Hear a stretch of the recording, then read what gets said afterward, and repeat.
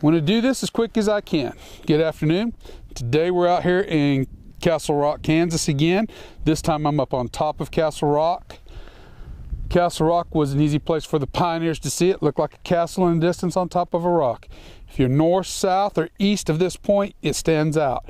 West, not so much, because the ground continues to rise behind it. Today, I'll be drinking for you guys, or trying Colorado's Whiskey Stranahan's. Excuse me. This is bottle number 740. Distiller, I can't make out that name. I'm sorry, I just can't do it.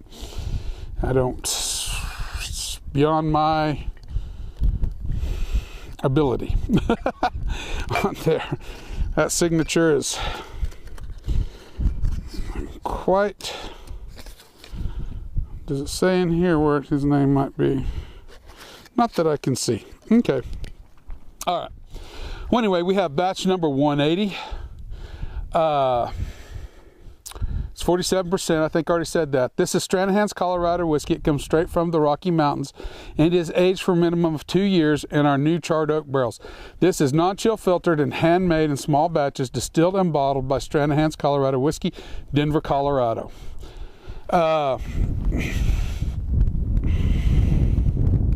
It is 100% barley on the mash bill.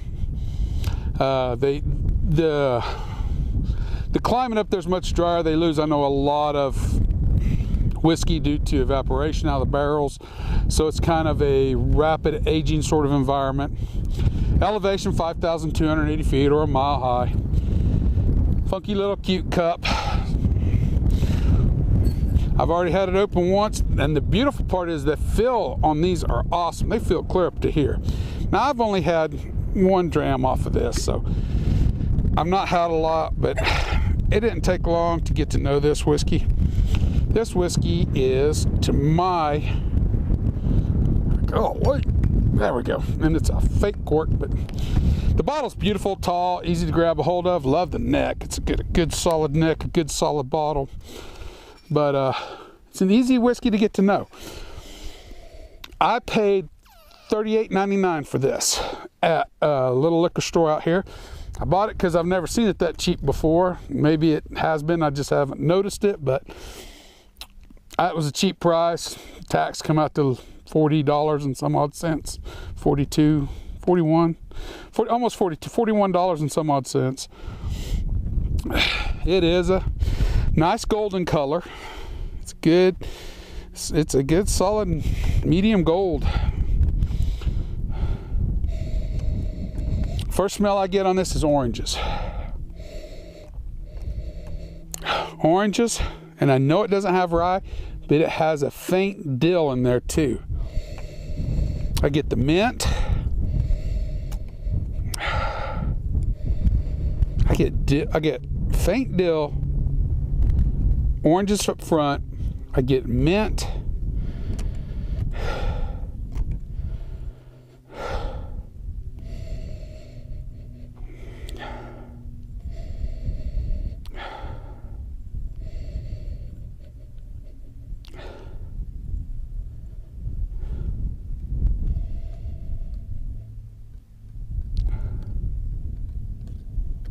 It's young, it carries a young odor, but there's something else there.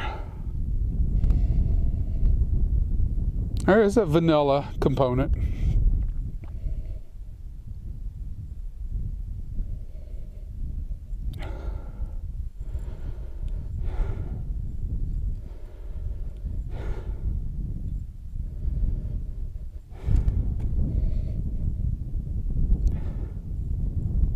Almost a faint graham cracker, if you will. Like maybe an orange flavored graham cracker. You know, if it had a graham cracker that maybe had some orange peel, maybe that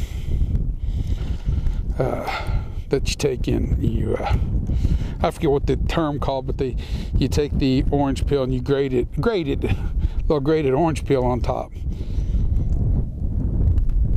But it does it. The orange comes through in spades on this, to me. All right, let's get down to the palate. Oh, Coats the glass pretty good. They kind of run a little fast, but they hold their own. It's not racing down by any means. So it gives you a fairly good glass coating.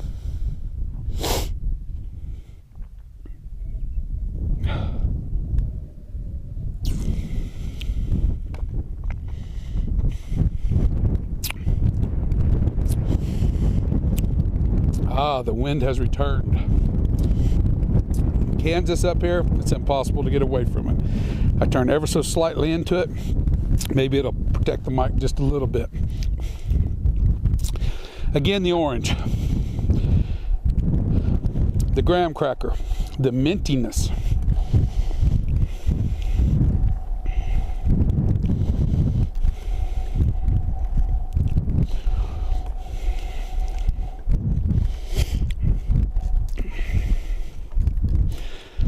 Maybe brown.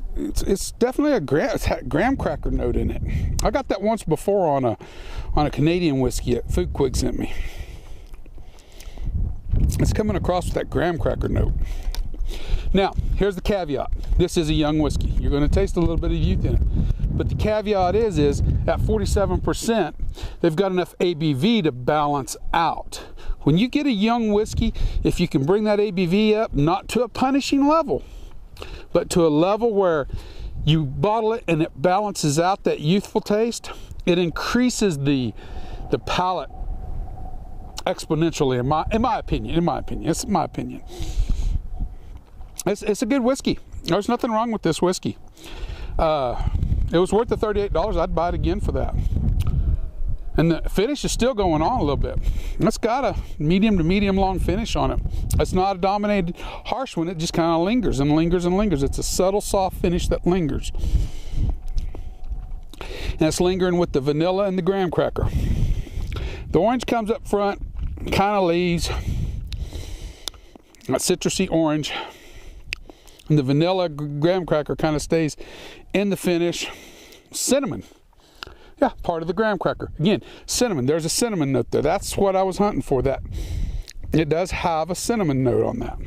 This is not a bourbon, and it does not taste like a bourbon, but it's bringing forth a lot of certain bourbon-esque characteristics, and that might be from using the new oak barrels, new charred oak barrels, instead of using repurposed barrels. I hope my camera stays up, because now the wind has picked up exceedingly. So what I'm going to do is I'm going to give it a rate and get this over with as quick as possible. I hope you can hear me in this, but the ranking I'm going to give it's a there it goes. There goes the camera.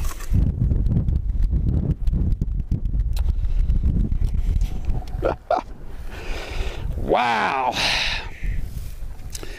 Everybody can hear me now. Let's set the camera back up. Y'all get to see. Wow. I thought the wind had passed yesterday. We had 60-mile-an-hour gusts yesterday, guys. And here I thought that wind had passed. So, 86 out of 100. I'm going to stick with that. For $38, you can spend a whole lot more for a whole lot less. I like it. For $38, when I run out, I have a notion I will repurchase it. With that, remember, the spirit in your glass isn't running from you. Take your time, sip it, and enjoy. You'll be better for it. And I'll leave you with this view while I hold the camera. Let's see if we can pan it now. And you can see the top of the bluffs and hopefully all in the distance. Everybody, have a good afternoon.